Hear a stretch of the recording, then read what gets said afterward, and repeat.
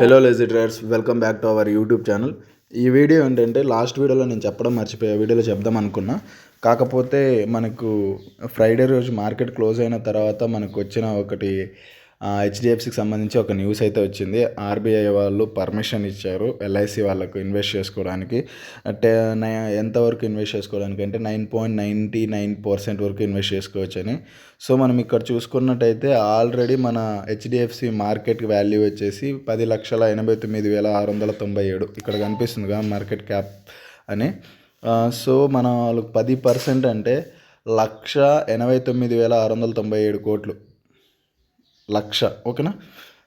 So ఇక్కడ ఏంటంటే already వాళ్ళకు 5.5% అయితే షేర్స్ ఉన్నాయి ఎల్ఐసి వాళ్ళకు. రిమైనింగ్ వాళ్ళు కొనగాల్సినది వచ్చేసి 4.44% మాత్రమే వాళ్ళు తీసుకోవాల్సి ఉంటుంది. 4.44% అన్నా కూడా మనకు అప్రాక్సిమేట్గా 50,000 crores మాత్రమే ఇన్వెస్ట్ చేయాల్సి ఉంటుంది. ఇక్కడ ఈ సర్క్యులర్ని చూసి ప్రతి ఒక్కరు ఏమంటున్నారంటే మార్కెట్ హెచ్డిఎఫ్సి క్లోజింగ్ మొన్న 1.5% అయితే నెగిటివ్లో క్లోజ్ అయింది. మార్కెట్ ఓపెనింగ్ రేపు అంతా ఎక్స్పెక్ట్ చేస్తున్నది వచ్చేసి 2.25% అయితే పాజిటివ్లో ఓపెన్ అవుతుందని. ఈ సర్క్యులర్లో చూసుకున్నట్టయితే ఈ 1 or 2 డేస్లో మాత్రం మేము కొంటాము అని చెప్పట్లేదు. వాళ్ళ ఇచ్చిన పాలసీ ఏంటంటే పర్మిషన్ ఇచ్చారు, అది ఈ 1 yearలో ఎప్పుడైనా తీసుకోవచ్చని.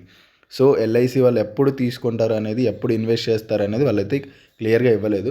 కాకపోతే మనకు ఏడిఆర్ చూసుకున్నట్టయితే యూరోపియన్ ఫ్యూచర్స్లో మనకు మంచి గ్రీన్లో నడుస్తుంది. సో 3 points వరకు గ్రీన్లో నడుస్తుంది. లాస్ట్లో చూసుకున్నట్టయితే ఒక 10 days బ్యాక్ అయితే మంచి ఫాల్లో ఉన్నది, 7% వరకు ఫాల్లో ఉన్నది. సో ఇప్పుడు అదే 3% గ్రీన్లో వచ్చేపాటికి సో అందరూ అయితే గ్రీన్ అని చెప్తున్నారు.